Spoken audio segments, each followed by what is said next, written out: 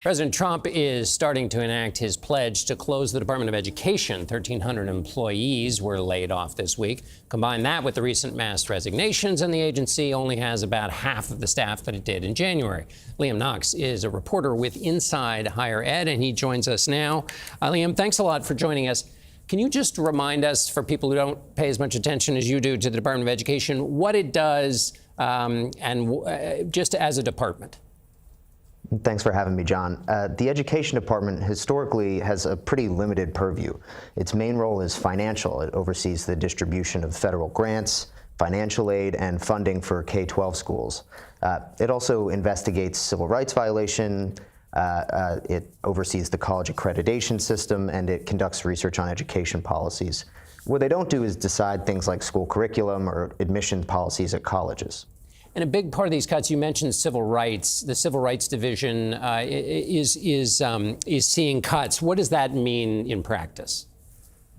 Well, the Civil Rights Division oversees tens of thousands of complaints every year at schools and on campuses of discrimination. And historically, their mandate's been to respond to specific complaints and investigate them. Now, even when they were fully staffed, that was a tall order. After losing half of their employees, as they did last night, it's going to be pretty much impossible.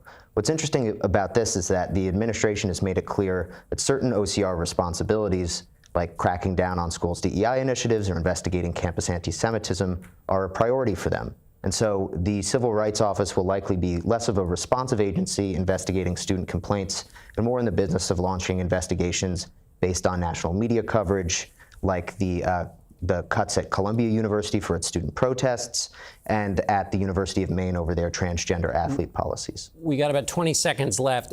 Where else might people start to feel or recognize the disappearance of a department in their local schools?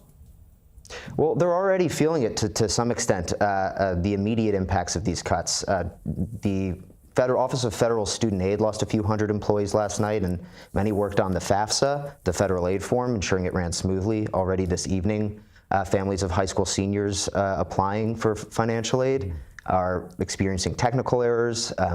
Complaints of racial discrimination have already begun to back up at the OCR, which has now been gutted. But really, the long-term effects of these cuts are only going to make themselves clear with time. And it's that uncertainty that has most people worried.